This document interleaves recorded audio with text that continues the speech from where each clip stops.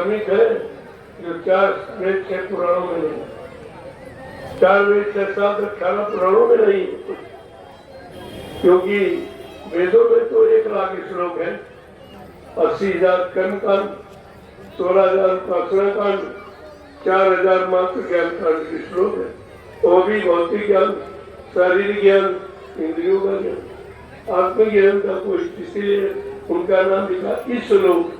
ईश्लोक सतलोक नहीं, ईश्लोक। ईश्लोक का कर्मों की व्यवस्था का, कौन से कर्म करने कौन से नहीं करने, कौन भोजन करना कैसा भोजन नहीं करना, किसकी कमाई का खाना किसकी कमाई का नहीं खाना, ये सब उसमें लिखा।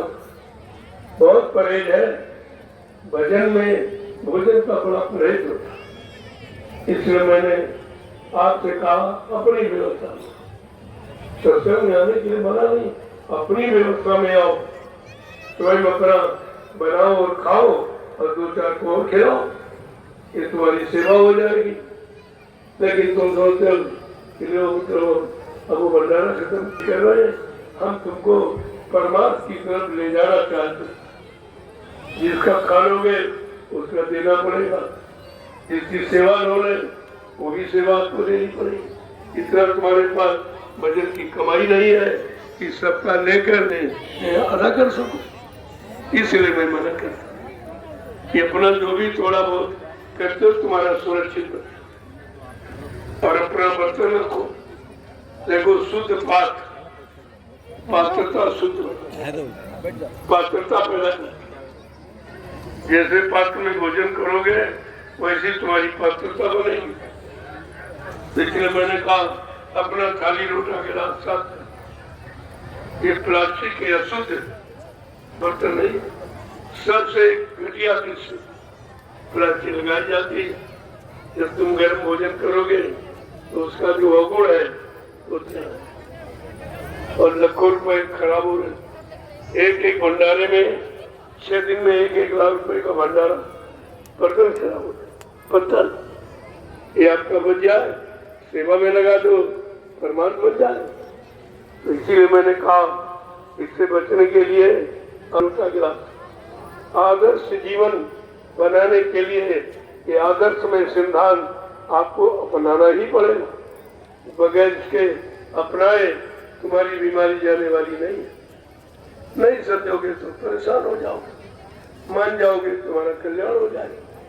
हम कोई अपने लाभ के लिए थोड़ी कहते, हम तो तुम्हारे लाभ की बात। तीसरा मैंने कहा 4 मीटर ये मुमजामा प्लास्टिक ओढ़ने का, 4 मीटर बिछाने का।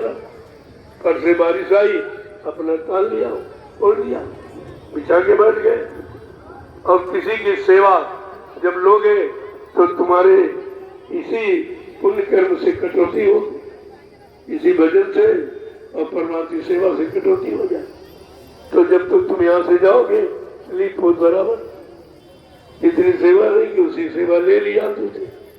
चौथा मेरा अभियान है कि एक खुरपी अपने साथ, एक बढ़िया औजार है बगैर लाइसेंस का, अगर फल की इच्छा हुई तो मतलब यानी काट के फल खा लिया, सब्जी की इच्छा हुई सब्जी छील लिया, और अगर धूप आई तो 4 डंडे गाड़े और बस मतलब अपना मुंजावा ताल लिया, मकान बन गया आपका। तो यहाँ जो भी बताया जा निरर्थक नहीं है और कोई खर्चा भी नहीं है। अगर अच्छी सच्ची बात समझ में आ जाए तो काम होने में देर नहीं है। देर इसी है कि तुम अच्छे काम को अपना नहीं, अच्छे सिद्धांत को नहीं अपना। और खुरपी से यहाँ जब आओ सत्संग में इतनी लंबी लाइन है, हाथ पूरों की निकाला अपनी खुरपी उठाई और दूर जाके गड्ढा खोद दिया और उसी में रोज दिशा में जाओ, पैर से मिट्टी खिसका दो। जब यहाँ से चलोगे गड्ढा अपने आप पूरा हो। प्रदूषण, कोई बीमारी, कोई गंदगी होने वाली नहीं। और सबसे बड़ा लाभ है तुम्हारी जमीन की उर्वरक शक्ति बढ़ जाएगी।